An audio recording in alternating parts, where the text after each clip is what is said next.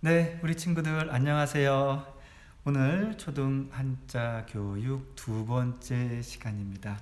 지난 시간에 배웠던 거 기억나나요? 네. 한번 선생님이 말해 볼 테니까 머릿속으로 떠올려 보세요. 밭전, 마음심, 그리고 그 두 개의 글자가 합쳐진 뭐였죠? 네, 생각사자였습니다. 선생님이 이야기했죠. 한자는요, 글자 하나하나마다 재미있는 탄생 설화가 있습니다. 그 이야기를 들으면서 한자를 익히면 기억도 잘 되고 또 계속 새로운 글자를 만들고 싶어져요. 배우고 싶어집니다. 오늘 계속 이어서 세 개의 재미있는 글자를 배워보도록 하겠습니다. 지난 시간에 배웠던 밭전자하고 연관된 비슷한 글자입니다. 오늘의 첫 번째 글자입니다. 한번 잘 보세요.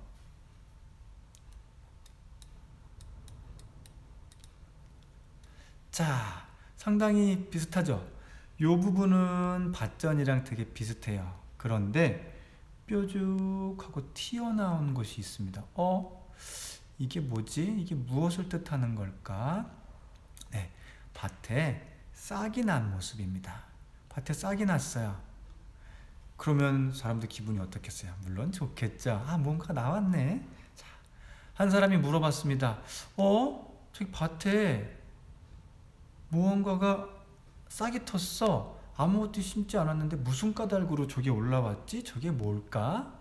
무엇으로 말미암아서 저런 싹이 텄을까? 궁금하네. 네, 그래서 이 글자의 이름은 무슨 까닭에 싹이 났지? 자, 까닭 유자가 됩니다. 옛날 사람들은 무엇으로 말미암았다라는 표현을 썼어요. 그래서 말미암을 유자라고도 부릅니다. 자, 다음 글자 계속 이어집니다. 한자는요, 전혀 다른 글자끼리 계속 배우면 재미가 없어요.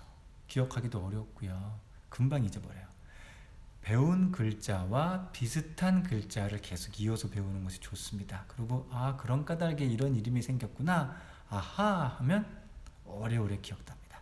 자, 방금 배운 까닭 유자와 비슷한 글자입니다. 그런데 한 개만 첨가됐어요. 무엇이 첨가됐냐면 옆에 이런 것이 붙어 있어요. 잘 보세요.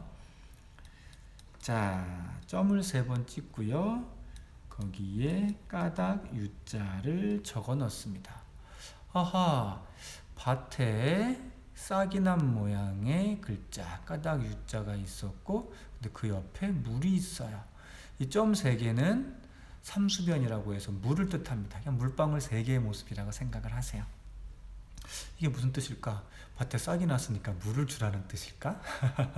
네, 그렇게 생각할 수도 있습니다. 무슨 뜻이냐면 이런 거예요. 밭에서 싹이 텄어요. 보통 밭에 무엇이 싹 나죠? 여러 가지 곡식들이 싹이 나겠죠? 그 곡식이 자라서 어떤 수확을 하게 됐습니다. 참깨가 열렸을 수도 있고 들깨가 열렸을 수도 있어요. 참깨와 들깨를 한번 꾹 눌러봤더니 뭐가 나오냐면 물 같은 게 나왔어요. 옆에 물이 나왔습니다. 곡식에서 물이 나오는구나. 그게 뭘까요? 곡식에서 나오는 물? 네, 기름입니다. 참기름, 들기름 같은 기름이에요. 그래서 밭에서 싹이 났고 이 싹이 난 곡식을 쭉 짰더니 그 안에서 물이 나오네. 이 물이 뭐야? 기름이네. 그래서 이 글자는 기름 유자가 됩니다. 여러분, 엄마가 계란 후라이 해줄게 하면서 식용유가 어딨지 할 때 그 식용유 유자가 바로 이 기름 유자가 되는 겁니다. 자, 까닭 유자와 기름 유자 두 개의 글자를 배웠고요. 마지막으로 하나의 글자 더 배우겠습니다. 복잡해질 거예요. 선생님은 항상 비슷한 글자를 쉬운 것부터 어려운 순서대로 나갑니다. 그래도 걱정하지 마세요. 왜냐? 기억에 썩썩 남을 테니까. 보겠습니다. 오늘의 마지막 하이라이트. 좀 복잡하기 때문에 약간 크게 써줄게요. 자, 먼저 이렇게 획을 긋고요. 2개를 내려 긋습니다. 그리고 아래를 막아주고요. 하나의 자를 쭉 그어요. 자, 여기까지는 오늘 배운 글자랑 무슨 상관이 있는지 모르겠어요. 하지만 이 다음부터 나옵니다. 여기에 오늘 배웠던 까닭 U자를 집어넣었습니다. 자, 밭전에 싹튼 모양 집어넣었죠? 이 부분 보이죠? 네. 이 부분 때문에 선생님이 이 글자를 선정한 거예요. 아, 여기 까닭 U자가 들어갔구나. 그리고 아래에 점 2개를 찍습니다.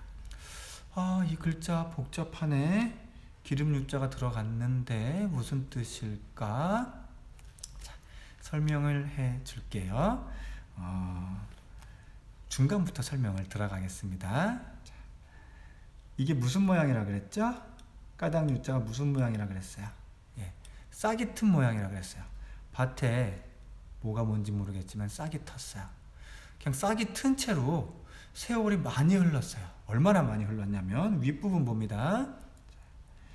이 윗부분이 사실 선생님이 이렇게 적긴 했지만 따로따로 분리를 하면 어떤 것이 되냐면 열십자가 2개가 붙어있는 모습이에요.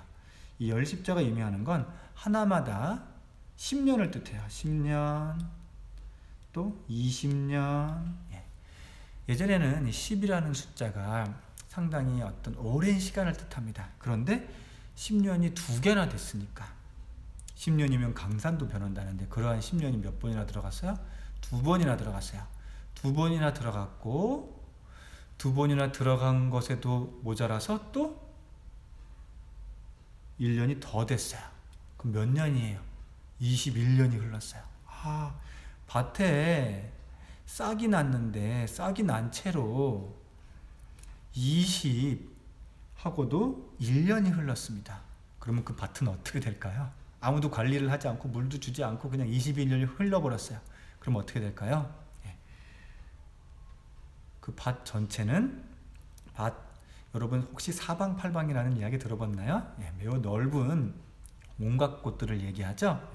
아래는 8팔자의 의미입니다. 이것은 팔방위를 뜻해요. 그렇게 했더니 그 밭 전체가 모두가 다 어떻게 됐다? 누렇게 변해버렸다. 누런 황무지, 더 이상 밭도 아니고 곡식이 자랄 수 없는 그런 누런 황무지가 됐다. 그런 뜻에서 누를황, 누런 색깔의 황무지가 됐다 해서 누를황이 됩니다. 누렇다라는 뜻의 황자의 글자가 됩니다. 우리가 보통 노란색을 얘기하고 황색 얘기할 때 이 글자를 씁니다. 다시 한번 선생님이 설명해 주면서 글자를 익히게 해주겠습니다. 자, 열십자가 위에 2개 들어갑니다. 20년이 흘렀어요. 20년 가지고 부족한 거 봐요. 그래서 1년이 더 흘렀어요. 21년이 흘렀죠? 무엇 한 채로? 밭에 싹이 난 채로 21년이 흘렀더니 어떻게 됐어요? 사방팔방이 누렇게 변했어요. 그래서 이것이 누를황, 누런색이다 라는 뜻하는 황자가 되었습니다. 재미있죠? 자, 앞으로 들어갑니다. 까닭류. 아, 밭에 무엇이 나왔구나. 무슨 까닭이 나왔지? 까닭류.